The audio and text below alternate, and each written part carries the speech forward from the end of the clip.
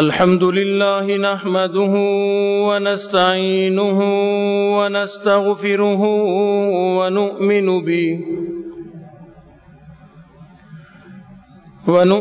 به ونتوكل عليه ونعوذ بالله من شرور أنفسنا ومن سيئات أعمالنا من يهده الله فلا مضل له ومن يضلله فلا هادي له ونشهد أن لا إله إلا الله وحده لا شريك له ونشهد أن سيدنا وسندنا ونبينا وشفيعنا وهادينا ومرشدنا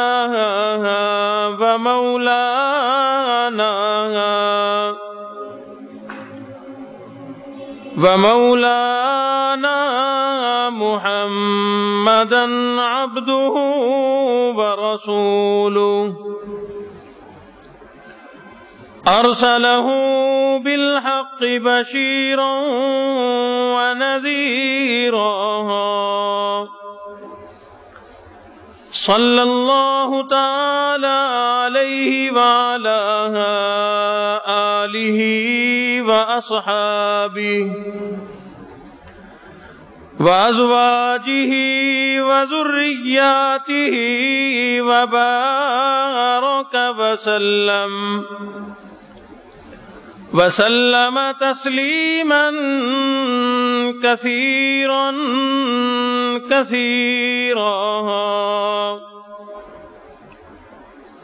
أما بعد فأعوذ بالله السميع العليم من الشيطان الرجيم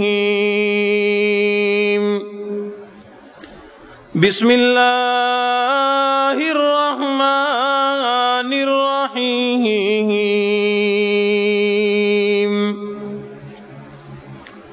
وسيجنبها الأتقى الذي يؤتي ماله يتزكى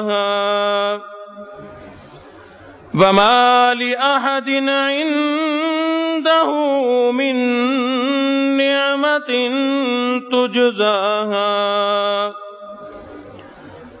إلا ابتغاء وجه ربه الأعلى ولسوف يرضاها صدق الله مولانا العلي العظيم وبلغنا رسوله النبي الكريم ونحن على ذلك لمن الشاهدين والشاكرين والحمد لله رب العالمين اللهم صل على محمد وعلى آل محمد كما صليت على إبراهيم وعلى آل إبراهيم إنك حميد مجيد اللهم بارك على محمد وعلى آل محمد كما باركت على إبراهيم وعلى آل إبراهيم إنك حميد مجيد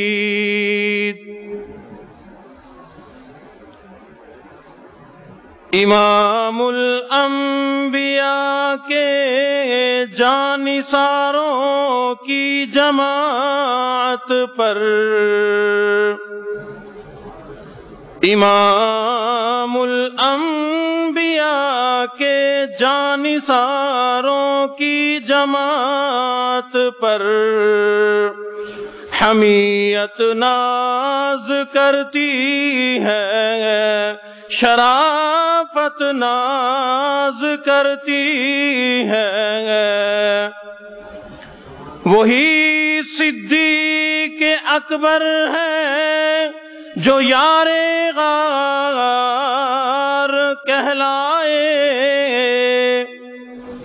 وہی صدیق اکبر ہے جو یار غار کہلائے۔ انہی کی ذات اقدس پر صداقت ناز کرتی ہے۔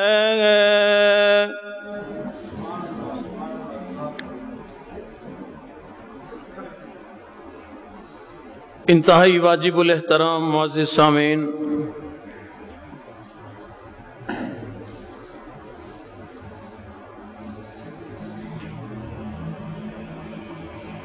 امام الانبیاء محبوب کبریا حضرت محمد الرسول اللہ صلی اللہ علیہ وسلم کے پہلے خلیفہ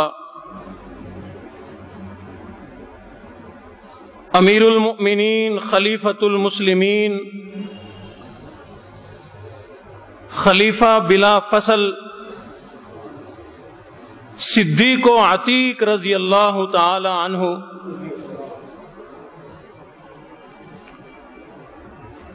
آپ کا ذکر خیر کرنا مقصود ہے۔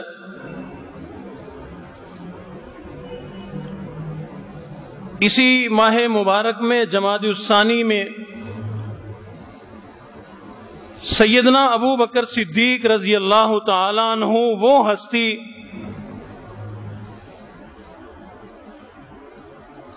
جنہیں آقا علیہ الصلوۃ والسلام سے بہت زیادہ پیار تھا اور رسول اللہ صلی اللہ علیہ وسلم کو بھی ان سے بے حد پیار تھا۔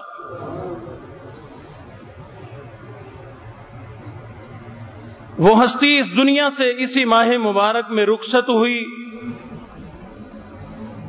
ان کی یاد تازہ کرنے کے لیے، ان سے محبت کا اظہار کرنے کے لیے اور یہ تمنا دل میں لیے ہوئے ان کا ذکر خیر کرنا مقصود ہے کہ شاید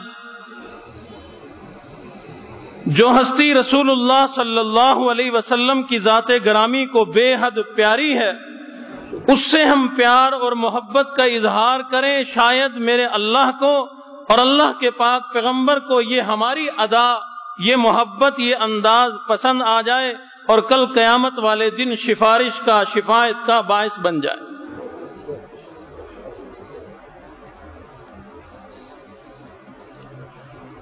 آپ حضرات نے بارہا علماء سے سنا ہوگا،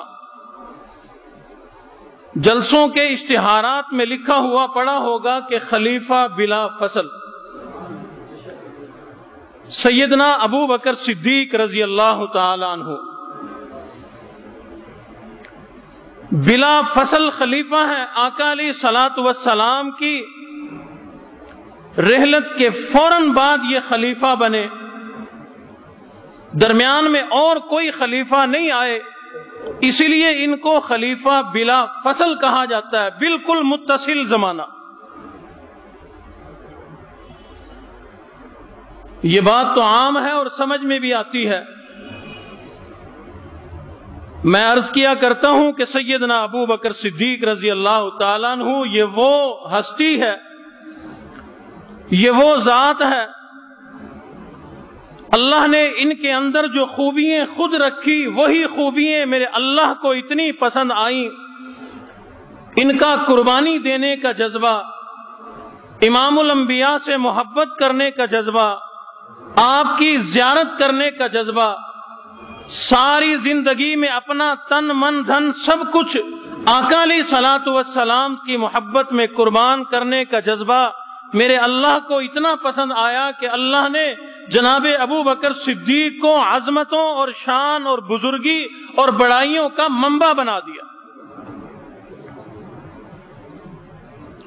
اسی لیے عرض کیا کرتا ہوں کہ سیدنا ابو بکر صدیق رضی اللہ تعالیٰ عنہ صرف بلا فصل خلیفہ ہی نہیں بلکہ امت میں بلا فصل امتی بھی ہے، بلا فصل امامت بھی ان کو ملی، بلا فصل سخاوت بھی اللہ نے ان کو عطا فرمائی، بلا فصل قناعت بھی عطا فرمائی، اثار میں بھی بلا فصل ہے، غار میں بھی بلا فصل ہے، آج جا کر کے دیکھ لو مزار میں بھی بلا فصل ہے۔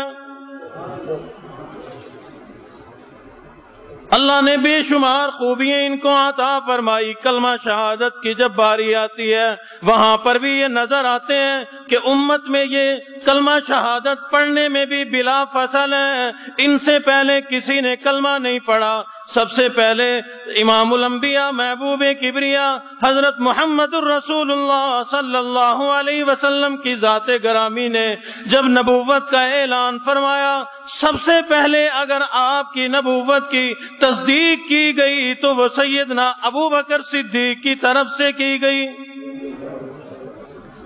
اور ارشاد فرمایا مدنی کریم صلی اللہ تعالی علیہ وسلم نے، میں نے جس پر بھی اسلام پیش کیا، ایمان پیش کیا، اپنی نبوت پیش کی کہ اللہ نے مجھے نبی بنا دیا، امام الانبیاء بنا دیا، جس پر بھی میں نے ایمان پیش کیا اس نے کوئی دلیل مانگی، اس نے مجھ سے کوئی نہ کوئی اظہار مانگا، نبوت کا کوئی معجزہ مانگا، دلیل طلب کی، لیکن ایک اکیلا ابو بکر صدیق یہ وہ ہے جس نے کوئی دلیل نہ مانگی، کوئی معجزہ نہ مانگا، کوئی امام الانبیاء ہونے کی تصدیق نہ مانگی، بغیر چون چرا کے، بغیر تدبر کے، بلا جھجک امام الانبیاء کی ذات پر ایمان لے آیا۔ حضور فرماتے ہیں جس کو بھی میں نے کلمہ پیش کیا، جس پر بھی میں نے اپنی نبوت پیش کی کہ اللہ نے مجھے نبی بنا دیا، وہ جھجکا، سوچ میں پڑا، کسی نے دلیل مانگی، کسی نے معجزہ مانگا، کسی نے کوئی نشانی مانگی، نشانیاں دیکھ کر لوگ ایمان لائے، لیکن واحد ابو بکر صدیق کی ذات ہے کہ جس نے نہ کوئی نشانی مانگی، نہ کوئی معجزہ مانگا، نہ کوئی دلیل مانگی، نہ کوئی اور خوبی کو مانگا، بلکہ آقا علیہ الصلوۃ والسلام نے فرمایا کہ اللہ نے مجھے تاج نبوت اڑا دیا۔ ابو بکر صدیق نے عرض کر دی آمنا و صدقنا۔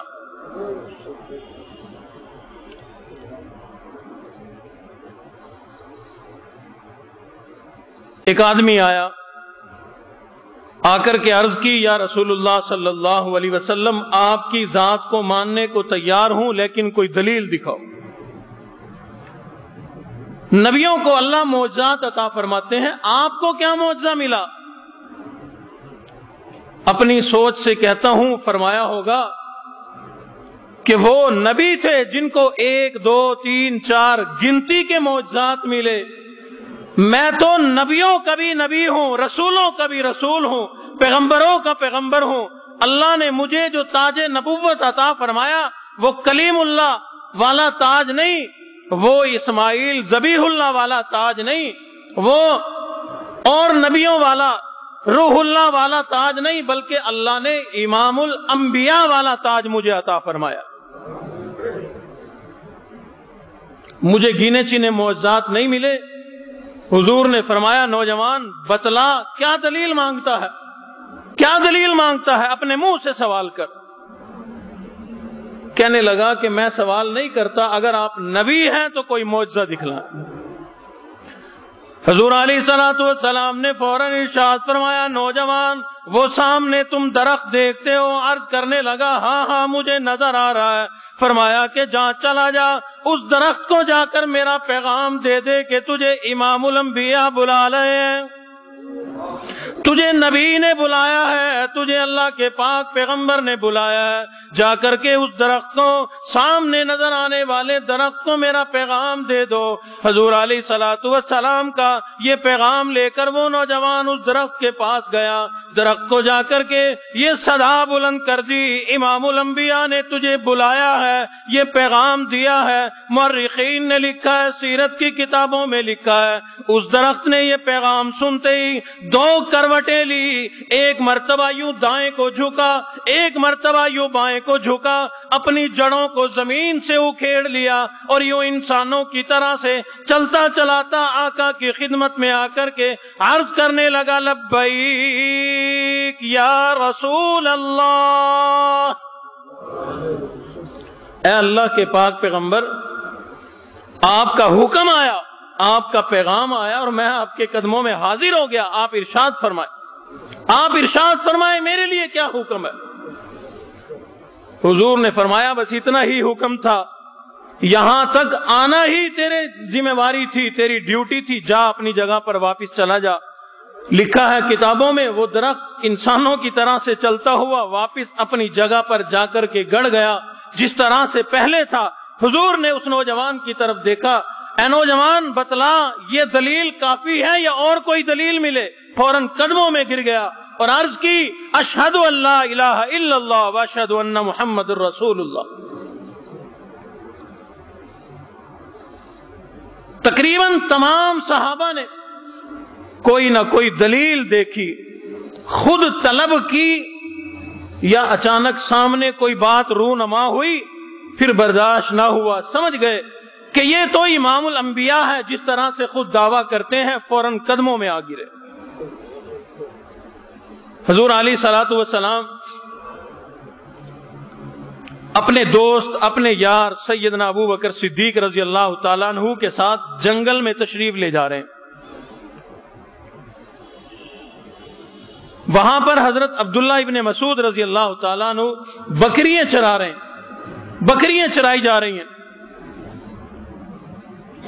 دونوں یار جب ان بکریوں اور چرواہے عبداللہ ابن مسعود کے پاس سے گزرے، حضور نے فرمایا، عبداللہ کوئی بکری کا دودھ تو پلا، کوئی دودھ تو ہمیں پلا۔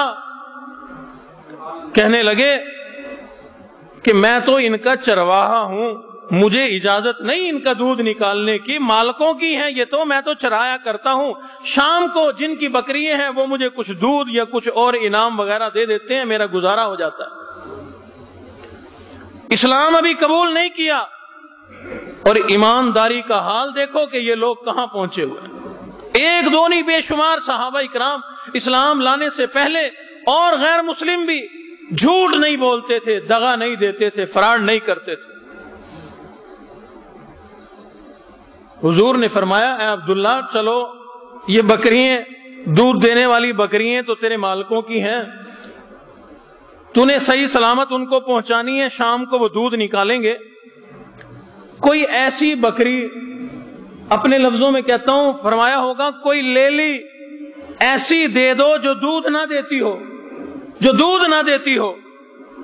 عبداللہ بن مسعود نے ایک چھوٹی سی بکری لے لی، آقا علیہ الصلوۃ والسلام کے سامنے کر دی۔ ذہن میں گمان یہ تھا کہ اس کا کیا کریں گے، اس میں سے کیا نکالیں گے۔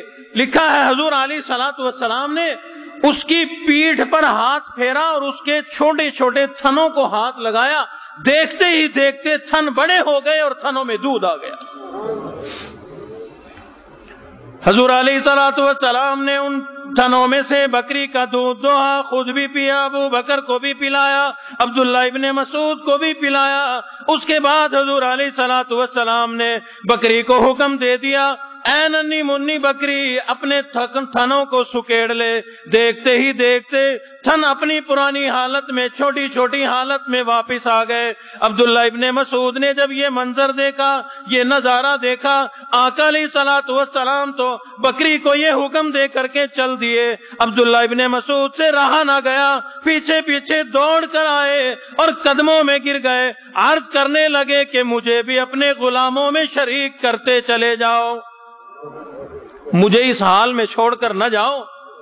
آپ جس طرح سے دعویٰ کرتے ہیں کہ میں نبی ہوں، ہاں میں نے دیکھ لیا، واقعی یہ چیزیں کوئی اور نہیں کر سکتا، یہ نبوت کے ہاتھ پر ہی معجزات آیا کرتے ہیں۔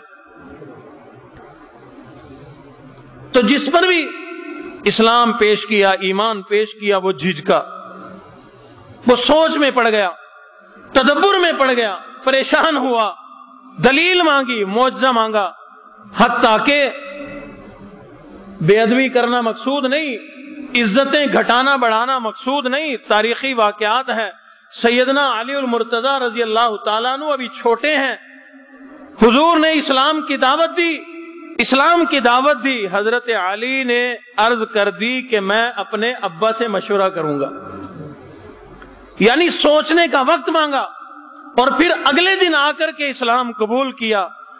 لیکن ایک اکیلے سیدنا ابو بکر صدیق کی ذات اقدس ہیں، جھجکے نہیں، تدبر نہیں کیا، سوچ وچار میں نہیں پڑے، لوگوں کا کہنا نہیں، حدیث کی کتابیں اٹھا کے دیکھو، حضور نے خود ارشاد فرمایا کہ میں نے جس پر بھی اسلام پیش کیا وہ سوچ میں پڑا، دلیل مانگی، معجزہ مانگا، لیکن ابو بکر وہ ہے کہ جس نے نہ سوچا، نہ تدبر کیا، نہ جھجکا، نہ دلیل مانگی، بلکہ ادھر اسلام پیش کیا اور اس نے فوراً تصدیق کر دی۔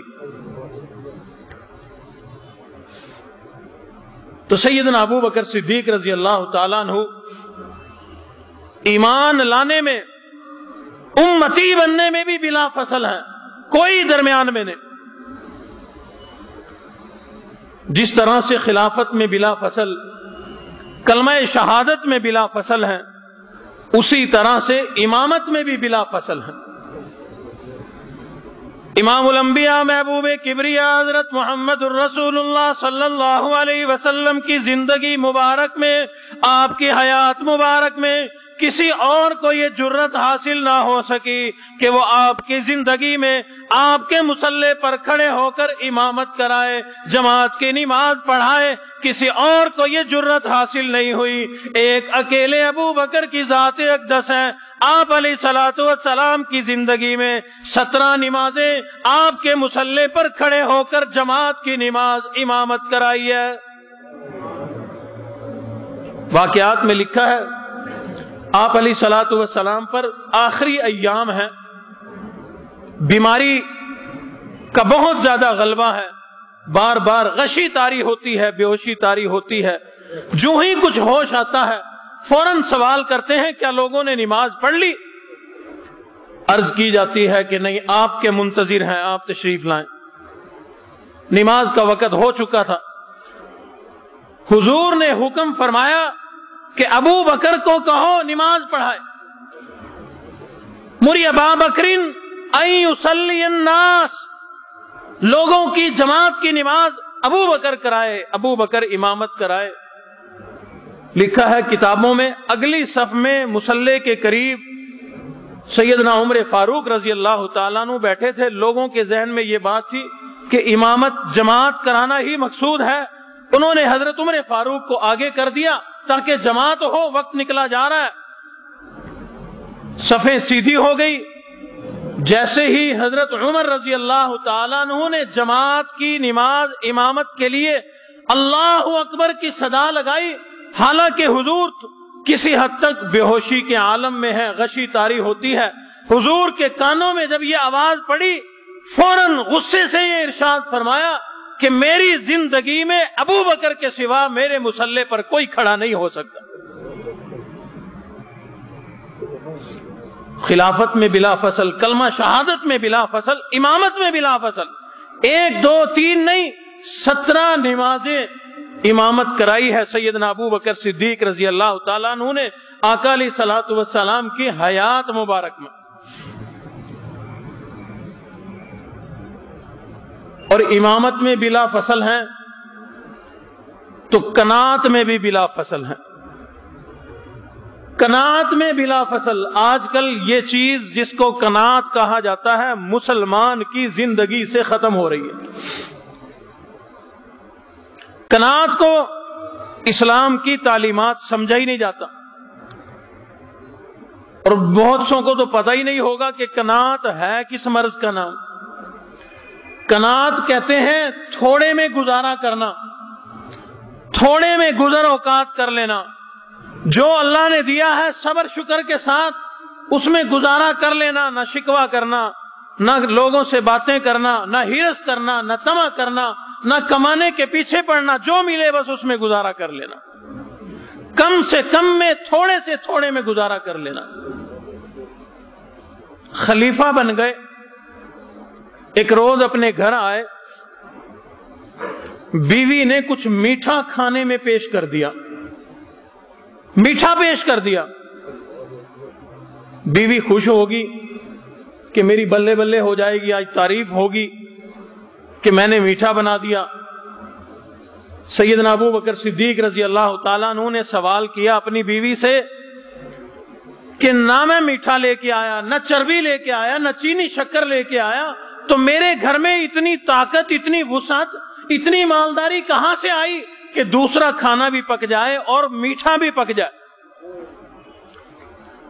بیوی عرض کرنے لگی یا خلیفۃ المسلمین امیر المومنین, بچے کافی دنوں سے ضد کرتے تھے, اماں میٹھا کھانے کو دل چاہتا ہے, کچھ میٹھا بنا لے. گھر میں اتنی وسعت نہ تھی کہ اور کھانا بھی بن جائے, بچوں کے لیے میٹھا بھی بن جائے. میں نے روزانہ پکنے والے آٹے میں سے, جو روز ہمارے وظیفے میں سے آٹا آتا ہے, بیت المال میں سے آٹا آتا ہے, اس میں سے تھوڑا تھوڑا چٹکی چٹکی بچا کر کے رکھتی رہی. کافی دنوں تک میں نے اسی طرح سے گزر اوقات کی. آج میں نے جب دیکھا وہ تھوڑا تھوڑا بچا ہوا آٹا اتنا ہو گیا تھا, میں نے بازار میں وہ آٹا بھیج کر تھوڑا سا شکر منگا لی, تھوڑا سا چربی منگا لی. ان تمام چیزوں کو ملا جلا کر کے آج بچوں کی خوشی کے لیے میٹھا بنا دیا. اور جب بچوں کو دیا تو میرے جی میں آیا جب بچے کھائیں تو آپ بھی تو کھائیں, یہ آپ کو بھی پیش کر دیا. اللہ اکبر, کیا کہنے. امام الانبیاء کے تربیت یافتہ اس خلیفہ کے صدیق اکبر کے قربان جائیں. اسی وقت بیت المال کے ناظم کو بلا لیا اور لکھ کر کے دے دیا, آج کے بعد میرا آٹا اتنا اتنا کم کر دیا جائے. کیوں؟ اس لیے کہ میری بیوی اس سے کم میں بھی گزارا کر سکتی ہے. میری بیوی نے یہ جو چٹکی چٹکی تھوڑا تھوڑا بچایا, پتہ یہ چلتا ہے کہ میری بیوی اس سے کم میں بھی گزارا کر سکتی ہے, اس لیے میرا بیت المال سے یہ وظیفہ اور آمد تھوڑی سی کم کر دی جائے. اللہ اکبر. اس نے, بیوی نے تو نہ جانے اپنا پیٹ کاٹا, خود ایک روٹی کم کھائی ہوگی, یا بچوں کو تھوڑی کم کھلائی ہوگی, یا امیر المومنین کو تھوڑی کم کھلا کر گزارا کیا ہوگا.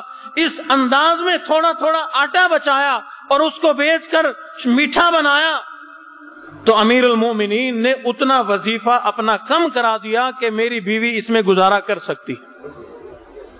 کنات کا بادشاہ, کنات کا شہنشاہ, کنات میں بلا فصل.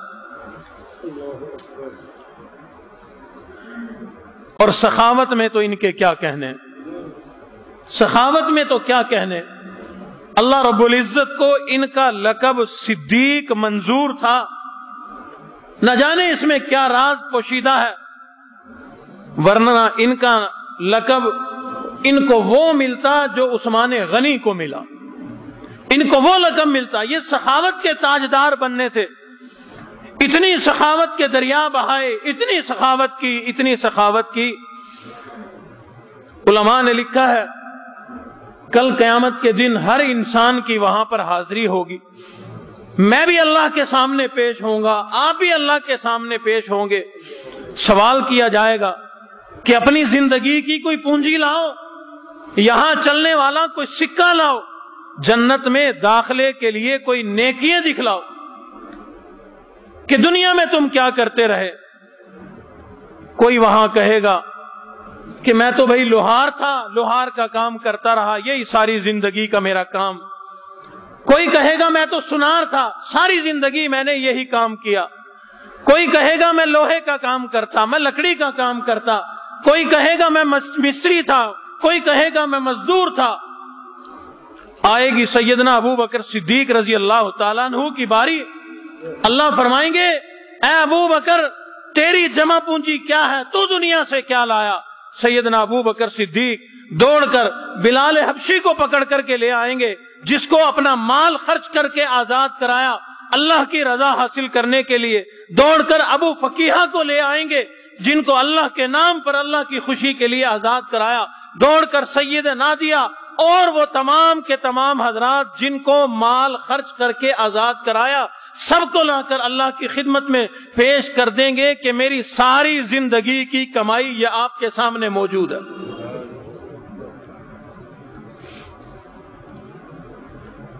آقا علیہ الصلوۃ والسلام کی محبت میں اتنا مال خرچ کیا، اتنا مال خرچ کیا، اتنی سخاوت۔ ایک مرتبہ آقا علیہ الصلوۃ والسلام نے مال کا مطالبہ کیا، مال بھی لا کے دے دیا، مال بھی لا کے دے دیا، اور اپنے تن پر نظر ماری کہ یہ جو کپڑے ہیں یہ کپڑے کیسے ہیں۔ دماغ میں آیا کہ یہ کپڑے قیمتی ہیں، یہ کپڑے اگر بیچ کر میں ہلکے کپڑے پہن لوں کچھ پیسے اور بچ جائیں گے، وہ بھی میں آقا علیہ الصلوۃ والسلام کی خدمت میں پیش کر دوں، میرا اللہ راضی ہو جائے۔ بازار چلے گئے، ٹاٹ کا لباس خرید کر وہ خود پہن لیا، اور اپنے جو تن پہ کپڑے تھے وہ اتنے قیمتی تھے کہ اس وقت 32 دینار کے اندر یا درہم میں 32 درہم میں وہ فروخت ہوئے، لا کر کے وہ 32 درہم بھی آقا کی خدمت میں پیش کر دیا۔ حضور علیہ الصلوۃ والسلام اسی لیے فرمایا کرتے تھے کہ جتنا مجھے اسلام کو، قرآن کو، دین کی سربلندی کو، میری ذات کو جتنا ابو بکر صدیق کے مال نے نفع پہنچایا، کسی اور کے مال نے اتنا نفع نہیں پہنچایا۔ سیدنا ابو بکر صدیق رضی اللہ تعالیٰ عنہ نے اپنا سارا مال بھی دے دیا، تن کے کپڑے بھی پیش کر دیے، اس قدر سخاوت کے دریا بہائے، ٹاٹ کا لباس پہنے بیٹھے ہیں۔ ادھر سے جبرائیل آ گئے، جبرائیل نے بھی ٹاٹ کا لباس پہنا ہوا ہے۔ اللہ رب العزت کے پاک پیغمبر نے ارشاد فرما دیا، اے جبرائیل تو نے یہ کیا حالت بنا رکھی ہے، تو نوری فرشتہ ہے، لباس کا محتاج نہیں، کپڑوں کا محتاج نہیں، اور پھر تو نوری مخلوق ہے، اگر پہنے تو قیمتی لباس پہنے۔ یہ کیا بات ہے کہ تو نے آج ٹاٹ کا لباس پہن رکھا ہے، یہ تو نے کیا حالت بنا رکھی ہے۔ جبرائیل نے عرض کر دیا، اللہ کے پاک پیغمبر آج صرف جبرائیل نہیں، اگر اللہ آپ کو طاقت دے تو آسمانوں پہ جا کر دیکھو، آسمان پہ ہر فرشتے نے یہی لباس پہن رکھا، ہر فرشتے کے تن پر یہی ٹاٹ کا لباس نظر آئے گا۔ اے جبرائیل کیوں؟ کہا کہ آج آپ کے اس یار نے، ابو بکر صدیق نے، قیمتی لباس بھی اتار کر دین کے لیے اور آپ کی محبت میں قربان کر دیا اور ٹاٹ کا لباس پہن لیا۔ میرے اللہ کو یہ اتنا پسند آیا، اللہ نے محبت اور پسند کرتے ہوئے تمام کے تمام نوری مخلوق فرشتوں میں اعلان کر دیا، اے جبرائیل، اے میکائیل، اے اسرائیل، اے تمام کے تمام فرشتوں، تم بھی میرے ابو بکر صدیق کی نقل کرو، سارے کے سارے تم بھی ٹاٹ کا لباس پہنو۔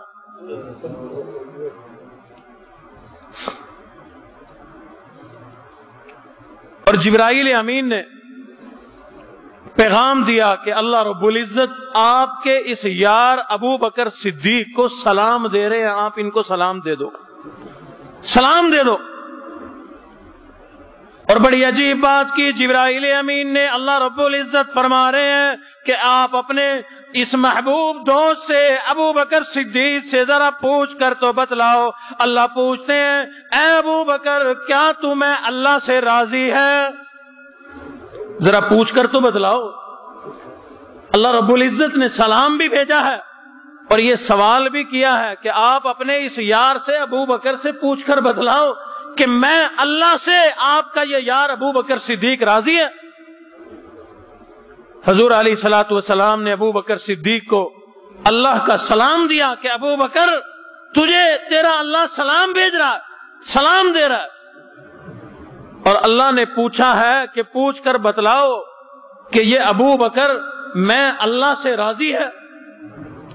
لکھا ہے کتابوں میں سیدنا ابو بکر صدیق رضی اللہ تعالیٰ عنہ کے خوشی کے مارے آنکھوں میں آنسو آ گئے، آنکھوں میں آنسو آ گئے، اور عرض کر دی، اے اللہ میں تیرا بندہ ہوں، تو ہمارا معبود ہے، تو مجھ سے راضی ہو جائے یہ اصل بات ہے، میں راضی ہوں، میری کیا بات، میری کیا بات۔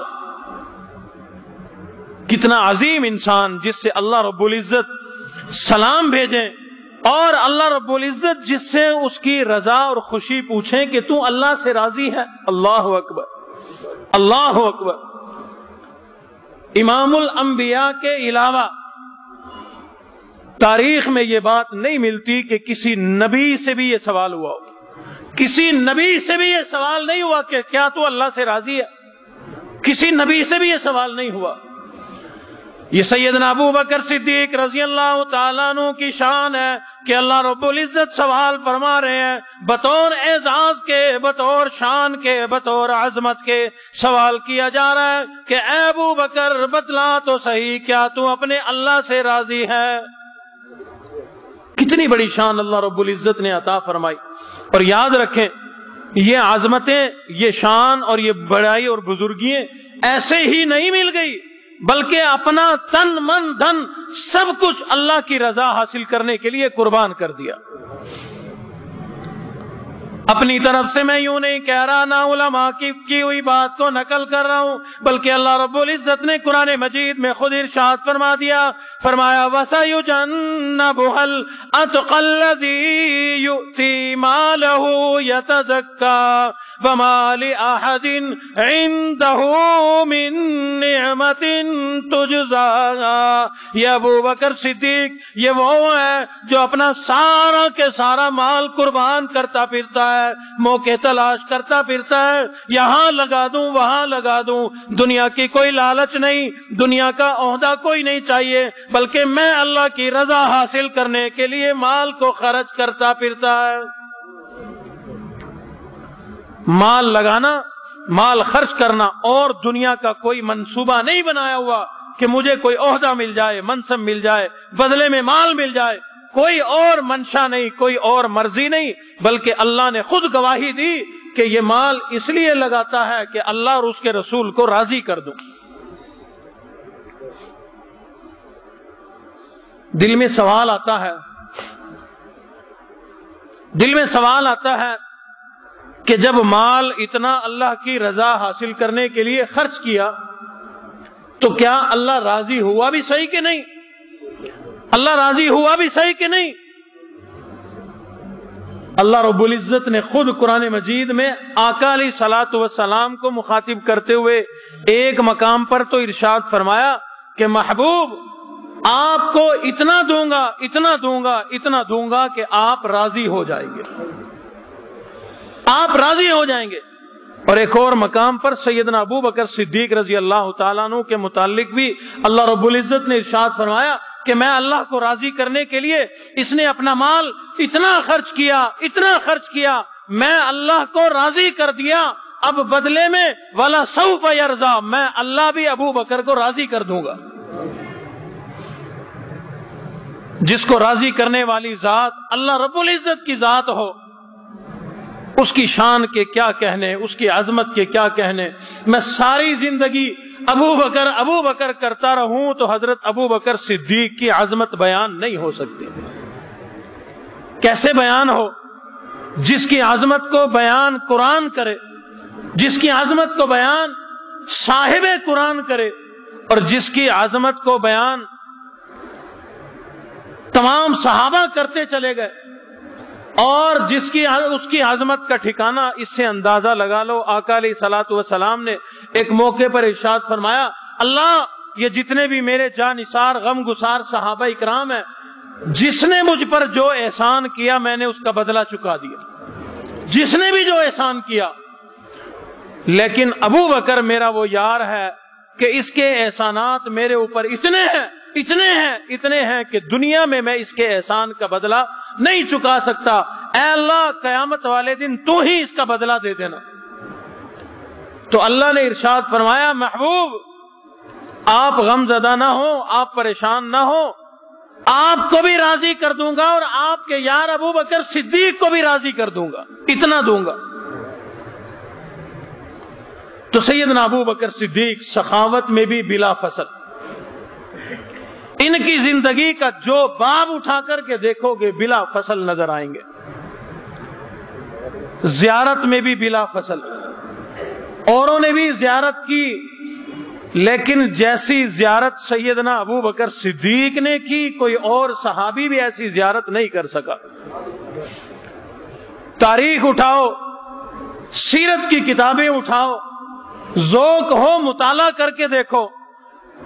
میں چیلنج کرتا ہوں آپ حضرات کو، کوئی ایسا واقعہ یا تاریخ میں سے مطالعہ کر کے مجھے لا کے دکھا دو، کوئی ایک اور صحابی جس نے سیدنا ابو بکر صدیق کی ذات سے زیادہ آقا علیہ الصلوۃ والسلام کے چہرے انور کی زیارت کی ہو، لا کے مجھے دکھا دو۔ سیدنا ابو بکر صدیق کی تو ساری زندگی کی تمنا یہی تھی، خواہش یہ تھی کہ سامنے رخ انور ہو، دیدار کرتا چلا جاؤں۔ ایک موقع پر حضور علیہ الصلوۃ والسلام نے ارشاد فرمایا، اے ابو بکر، دنیا میں تیری بھی کوئی تمنا ہے، تیری بھی کوئی آرزو ہے، تیری بھی کوئی خواہش ہے؟ تصور کی بات ہے، میں یوں سوچتا ہوں کہ شاید چاہت یہ ہوگی کہ ابو بکر نے میرے لیے مال بھی لگایا، اپنی جان بھی لگائی، ہر قربانی دی، یہ کسی خواہش کا اظہار کرے، میں اللہ کے سامنے جھولی پھیلا دوں، اللہ اس کی خواہش کو پوری کر دے، میرا ابو بکر خوش ہو جائے، راضی ہو جائے۔ تمنا یہ ہوگی، خواہش یہ ہوگی۔ تو ارشاد فرما دیا، ابو بکر تیری بھی کوئی دنیا میں تمنا، کوئی آرزو ہے، کوئی خواہش ہے؟ عرض کر دیا آقا علیہ الصلوۃ والسلام سے کہ اے اللہ کے پاک پیغمبر، میری تو دنیا میں ایک ہی تمنا، ایک ہی آرزو ہے، ایک ہی خواہش ہے، اور وہ یہ ہے کہ اکھ میری ہووے تک تیری ہووے، آپ کے رخ انور کا دیدار کرتا رہوں، اسی حال میں میری زندگی ختم ہو جائے۔ نہ جانے کس انداز میں اس تمنا کا اظہار کیا ہوگا، اس خواہش کا اظہار کیا ہوگا۔ سیدنا ابو بکر صدیق رضی اللہ تعالیٰ عنہ نے ادھر اس تمنا کا اظہار کیا، ادھر میرے اللہ نے اس تمنا کو، اس دعا کو اتنا قبول کیا، اتنا قبول کیا، اللہ رب العزت نے سیدنا ابو بکر صدیق کو پھر زیارت کے ایسے ایسے موقع عطا فرمائے جو کسی اور صحابی کو نہیں ملے ہیں۔ ادھر تمنا کا اظہار کیا کہ میری یہ آرزو ہے، یہ میری تمنا ہے، میری تو بس یہی خواہش ہے، ان نظر الی وجہک، آپ کے رخ انور کا دیدار کرتا رہوں، آپ کے چہرے انور کا دیدار کرتا رہوں، بس میری یہی تمنا، یہی خواہش، زندگی بھر کی آرزو میری یہی ہے۔ قربانی اللہ رب العزت دیکھتے ہیں، جتنی بڑی قربانی ہوتی ہے اتنا ہی بڑا انعام ہوا کرتا ہے۔ جتنی بڑی قربانی، دور صحابہ کا ہو، دور تابعین کا ہو، دور تبع تابعین کا ہو، یا آج کا ہو، یا قرب قیامت کا ہو، کوئی آدمی اللہ اور اس کے رسول کی محبت میں اور قرآن کی سربلندی کے لیے، اسلام کی سربلندی کے لیے جتنی بڑی قربانی دے گا، میرا اللہ اتنا بڑا اس کو انعام عطا فرمائیں گے۔ ابراہیم علیہ الصلوۃ والسلام کی ذات اقدس کو دیکھ لیں ذرا غور سے۔ قربانی اللہ نے مال مانگا، مہمانوں پہ خرچ کر دیا، جان مانگی، جان آگ میں جا رہی ہے، اولاد مانگی، اولاد کی گردن پہ چھری چلا دی، جو چیز اللہ نے مانگی فوراً قربان کر دی۔ اولاد کو بیابان وادی میں، جنگل میں چھوڑ کر اللہ نے حکم دیا یہاں چھوڑ کے چلا جائے ابراہیم۔ بیوی کس کو پیاری نہیں ہوتی، اکلوتی اولاد اور بیٹا اور چھوٹا سا بچہ، یہ کس کو پیارا نہیں ہوتا؟ اللہ نے حکم دیا چھوڑ کے چلا جا، چھوڑ کے جا رہے ہیں۔ جب قربانیاں اتنی بڑی بڑی تھی تو پھر اللہ رب العزت نے انعامات کی ایسی بارش فرمائی، ادھر خلیل اللہ بنا دیا، ادھر بیٹے کو ذبیح اللہ بنا دیا، ادھر بیت اللہ کی تعمیر کرا دی، یہ شرف بھی عطا فرما دیا، اور ادھر اس خاندان کے مرد، عورت، بچے، بوڑھے، ان کی چال ڈھال کو اللہ نے حج اور عمرے کے ارکان بنا دیا۔ قیامت تک کوئی نبی، کوئی صحابی، کوئی ولی، کوئی کتب، کوئی ابدال، نیک بد جو بھی وہاں جائے، حج کرے، عمرہ کرے، جب تک مائی ہاجرہ کی چال چل کے نہ دکھائے، اللہ فرماتے ہیں تیرا یہ آنا قبول نہیں۔ جتنی بڑی کوئی قربانی دیتا ہے اتنا ہی بڑا میرا اللہ پھر انعام عطا فرما دیتے ہیں۔ سیدنا ابو بکر صدیق رضی اللہ تعالیٰ عنہ نے قربانیاں بھی بڑی بڑی دی، اور جب اپنی تمنا اور آرزو کا اظہار کیا کہ میری تو خواہش ایک ہے، میری تمنا ایک ہے، ان نظر الی وجہک، محبوب اکھ میری تک تیری، آپ کے رخ انور کا دیدار کرتا رہوں، دن ہو رات ہو، سفر ہو حضر ہو، بیماری ہو صحت ہو، کوئی حال ہو، ساری زندگی میں بس ایک یہی کام کرنا مجھے بہت زیادہ پسند ہے۔ اللہ نے بڑے موقع عطا فرمائے، لیکن ایک موقع تو ایسا ہے، حضرت عمر رضی اللہ تعالیٰ عنہ نے جولی پھیلا کر کے عرض کر دی، اے ابو بکر، ساری میری زندگی کی نیکیاں تم لے لو، بس ایک نیکی مجھے دے دو، اور وہ نیکی وہ ہے جو تم نے ایک اکیلے تنہائی میں غار میں بیٹھ کر آقا کا جو دیدار کیا، وہ جو نیکی کی وہ مجھے دے دو، اور میری زندگی کی ساری نیکیاں لے لو۔ ساری نیکیاں پتہ کتنی؟ مشہور واقعہ ہے، آپ حضرات نے بارہا سنا ہوا، آقا علیہ الصلوۃ والسلام اور حضرت عائشہ رضی اللہ تعالیٰ عنہ اپنے گھر کے صحن میں آنگن میں رات کے ٹائم بیٹھے ہوئے ہیں، آسمان پر ستارے چمک رہے ہیں۔ حضرت عائشہ نے عرض کر دی، محبوب کسی آدمی کی اتنی بھی نیکیاں ہیں کہ جتنی نیکیاں جتنے یہ آسمان کے ستارے؟ فرمایا، عائشہ، عمر وہ انسان ہے جس کی نیکیاں ان ستاروں سے بھی زیادہ ہیں۔ وہ عمر وہ کہہ رہا ہے کہ اے ابو بکر، زندگی کی ساری نیکیاں تو لے لے، یعنی آسمان کے ستاروں سے بھی زیادہ جو نیکیاں ہیں وہ تو لے لے، اور ایک رات وہ جو بیٹھ کر تو نے آقا کے چہرے کا دیدار کیا، وہ نیکی مجھے دے دے بدلے میں۔ سیدنا ابو بکر صدیق رضی اللہ تعالیٰ عنہ نے فرمایا، اے عمر، میں تیری ساری نیکیاں نہیں لے سکتا، یہ اب اللہ کی تقسیم ہے، جو جس کو عطا فرما دے۔ اللہ نے تجھے جو نیکیاں کرنے کی توفیق عطا فرمائی وہ تیرے حصے میں آئی، اور جو نیکیاں کرنے کی مجھے توفیق عطا فرمائی وہ میرے حصے میں آئی۔ اس لیے کمتر مرحوم کہتا ہے کہ اللہ رب العزت نے سیدنا ابو بکر صدیق رضی اللہ تعالیٰ عنہ کو ایسی شان ان راتوں میں، غار کی راتوں میں عطا فرمائی، ایسی عظمت عطا فرمائی۔ ابو بکر صدیق خود بھی فرمایا کرتے تھے کہ ہن مٹھیاں راتاں غار دیاں، ہن مٹھیاں راتاں غار دیاں، سینال جو گزریاں کلیاں نے، صدیق دی سارے یاراں تو رب وکریا رحمتاں گھلیاں نے، کیا ہجرت والی رات بلی جس رات حضور دی ذات چلی، کیا ہجرت والی رات بلی جس رات حضور دی ذات چلی، صدیق اکبر دے مونڈیاں تے محبوب خدا دیاں تلیاں نے، صدیق دی سارے یاراں تو رب وکری رحمتاں گھلیاں نے۔ کسی صحابی کو یہ مقام، یہ درجہ نہیں ملا کہ اس کے کندھوں پر آقا علیہ الصلوۃ والسلام اپنے قدم مبارک رکھ کر سوار ہو گئے۔ صدیق اکبر رضی اللہ تعالیٰ عنہ کی کون کون سی عظمت کو بیان کریں، کس شان کو، کس کس فضیلت کو بیان کریں، جس عظمت کو دیکھیں بلا فصل نظر آتے ہیں۔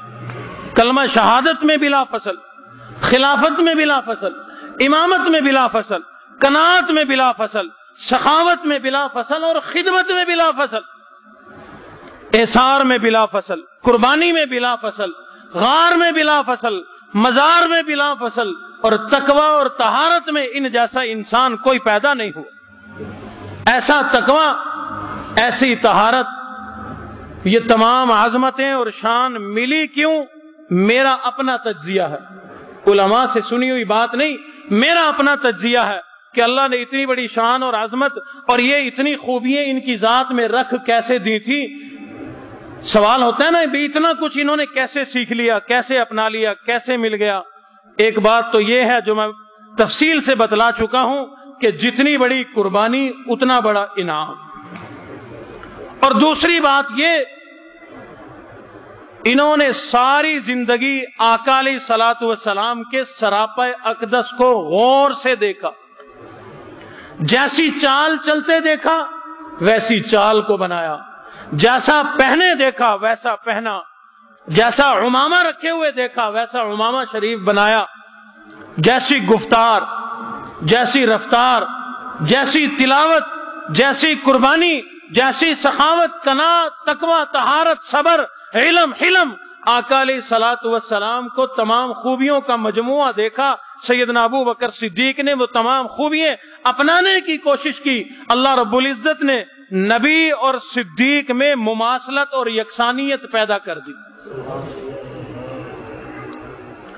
ایک دو نہیں، سینکڑوں واقعات میں آپ کو سنا سکتا ہوں، سینکڑوں واقعات کہ دیکھنے میں فرق اتنا تھا کہ یہ نبی ہیں اور وہ صدیق ہیں. آقا علیہ الصلوۃ والسلام نبی ہیں، صدیق نبوت کے درجے کو نہیں پہنچ سکتا، جتنی مرضی کوشش کرے، جتنی مرضی عظمتیں حاصل کر لے. لیکن ظاہری طور پر اگر دیکھا جائے تو نبی اور صدیق میں ظاہراً فرق نظر نہیں آتا، مماثلت ہو گئی تھی، یکسانیت ہو گئی تھی. کتنی مماثلت اور یکسانیت ہوئی. انہوں نے جب کوشش کی، کہا جاتا ہے نا کہ جو آدمی ہدایت کی طلب کرتا ہے اللہ اس کو عطا بھی فرما دیتے ہیں، دے بھی دیتے ہیں. قرآن مجید میں بھی ہے کہ جو آدمی جس چیز کی کوشش کرتا ہے وہی اس کو ملتی ہے. لیس الانسان الا ما سعى، انسان کو وہی ملتا ہے جس کی وہ کوشش کرتا ہے. چور چوری کی کوشش کرتا ہے، مال لے آتا ہے. ڈاکو ڈکیتیوں کی کوشش کرتا ہے، مال لے آتا ہے. زانی زنا کی کوشش کرتا ہے، کامیاب ہو جاتا ہے. اور ایک اللہ کا نیک آدمی ہے، دل میں خواہش اور تمنا ہے، دعائیں کرتا ہے، اللہ میرے گناہوں کو معاف فرما اور رات کی تنہائی میں مجھے عبادت کی، تلاوت کی، ذکر کی، رونے کی توفیق عطا فرما. اللہ اس کو بھی عطا فرما دیتے ہیں. تو سیدنا ابو بکر صدیق رضی اللہ تعالیٰ عنہ نے زندگی میں کوشش کی کہ اپنی زندگی کو آقا علیہ الصلوۃ والسلام جیسا بنا لوں. اللہ نے مواقع عطا فرمائے. میں نے کتابوں کا مطالعہ کیا، ایک فہرست تیار کی اور اللہ رب العزت مغفرت فرمائے، کروڑوں رحمت نازل فرمائے حضرت فاروقی رحمت اللہ علیہ کی قبر مبارک پر.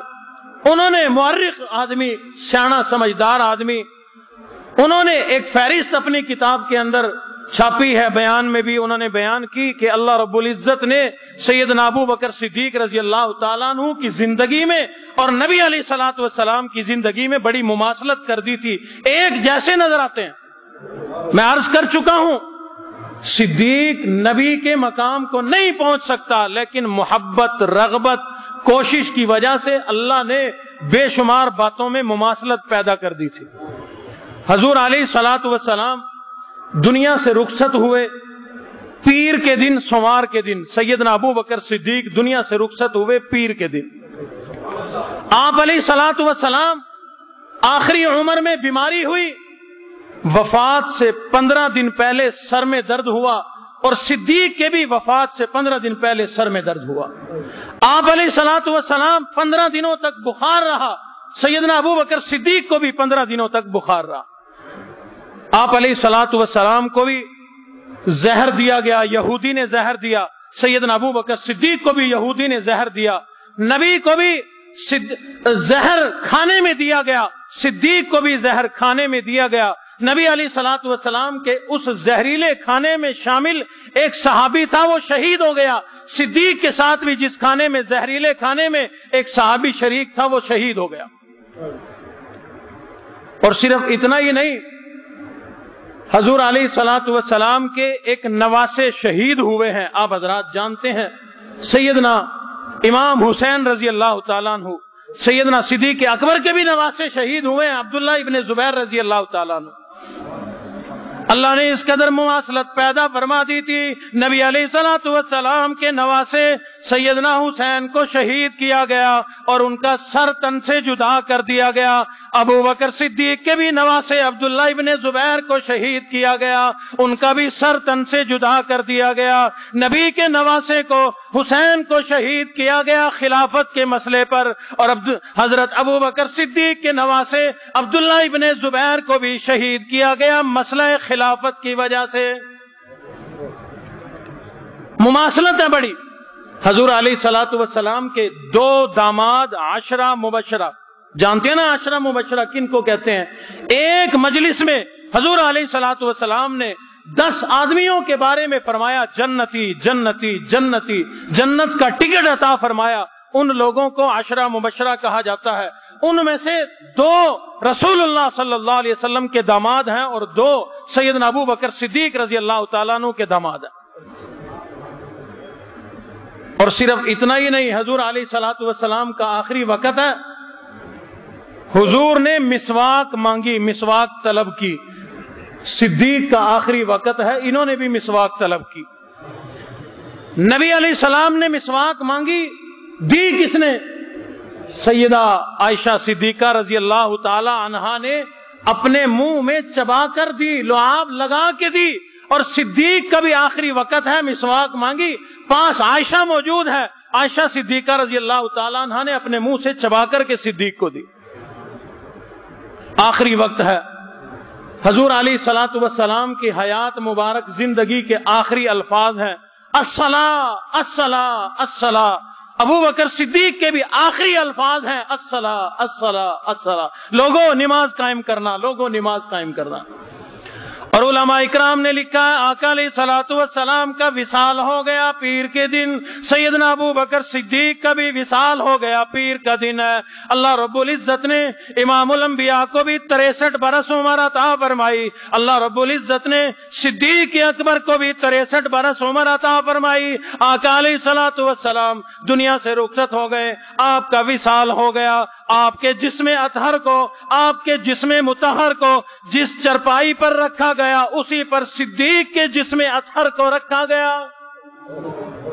آپ علیہ الصلوۃ والسلام کا وصال ہوا، آپ کے چہرے انور پر، جسم اقدس پر جو چادر اڑائی گئی، وہی چادر سیدنا ابو بکر صدیق کے چہرے انور پر اڑائی گئی۔ جس حجرے میں حضور علیہ الصلوۃ والسلام کا مقبرہ اور مزار بنایا، جہاں آپ آرام فرما ہیں، اسی حجرے میں سیدنا ابو بکر صدیق بھی آرام فرمائے۔ کل قیامت کا دن ہوگا، جہاں سے آقا اٹھیں گے وہیں سے صدیق اٹھیں گے، جس طرف آقا جائیں گے وہی صدیق جائیں گے۔ آقا علیہ الصلوۃ والسلام حوض کوثر پر، صدیق اکبر بھی حوض کوثر پر چلے جائیں گے۔ اللہ رب العزت نے کتنے انعامات عطا فرمائے۔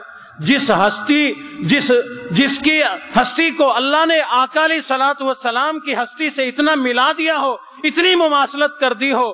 میں 1500 سال کے بعد کا، اور علم بھی ناقص، عمل بھی ناقص، میرے پلے کچھ نہیں، میں سیدنا ابو بکر صدیق کی عظمت کو کیا بیان کر سکتا ہوں؟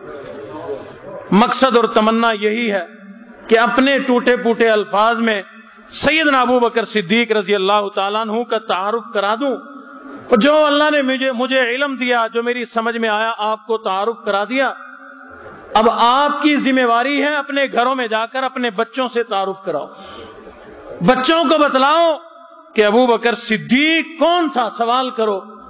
اگر بچے کو آتا ہے تو اس کو انعام دو، انعام دو، بچہ خوش ہو جائے گا، کل عمر فاروق کا نام بھی بتلائے گا، پھر عثمان غنی کا نام بھی بتلائے گا، پھر علی المرتضیٰ کا نام بھی بتلائے گا، پھر طلحہ زبیر کا نام بھی بتلائے گا، پھر عبداللہ عبید اللہ، تمام صحابہ کا نام بتلائے گا۔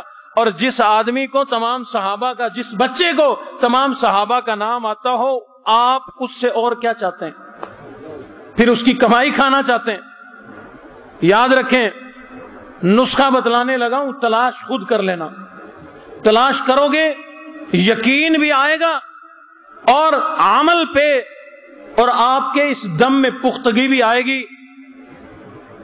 کچھ عرصہ پہلے ایک رسالے میں یہ بات چھپی تھی، اور مصدقہ تصدیق شدہ بات ہے، جس آدمی میں جن ہو، جادو آ گیا ہو، پاگل ہو گیا ہو، جو بھی بلا کسی آدمی پر آ گئی ہو، 313 صحابہ جانتے ہیں کہاں تھے اکٹھے؟ مشہور واقعہ ہے، بدری صحابہ 313.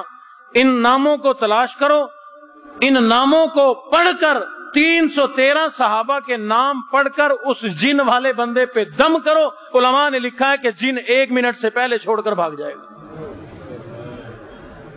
جن کے ناموں سے جن بھاگتے ہوں، جن کے ناموں سے جادو بھاگتا ہو، ہر بلا بھاگتی ہو، ان لوگوں سے محبت، عظمت اور ان کی تعریف کرنا یہ بہت بڑی بات ہے. اور بالخصوص سیدنا ابو بکر صدیق رضی اللہ تعالیٰ عنہ، یہ وہ انسان ہے جن کی تعریف آقا علیہ الصلوۃ والسلام فرش پر بیٹھ کر کرتے ہیں اور اللہ رب العزت عرش پر کرتے ہیں. جو کچھ کہا سنا گیا، اللہ رب العزت ہمیں عمل کرنے کی، دل میں بسانے کی اور حضرات صحابہ کرام سے محبت کرنے کی توفیق عطا فرما دیں. وآخر الدعوانا ان الحمد للہ رب العالمین. اللهم صل على سيدنا ومولانا محمد وبارك وسلم وصلوا عليه. اللهم أعنا على ذكرك وشكرك وحسن عبادتك. اللهم اهدنا الصراط المستقيم. اللهم اهدنا الصراط المستقيم. اللهم اشف مرضانا ومرضى المسلمين. اللهم اشف مرضانا ومرضى المسلمين. اللهم إنا نسألك علما نافعا ورزقا واسعا وشفاء من كل داء. ربنا تقبل منا إنك أنت السميع العليم وتب علينا إنك أنت التواب الرحيم. وصلى الله تعالى على خير خلقه محمد وعلى آله وصحبه أجمعين برحمتك يا أرحم الراحمين.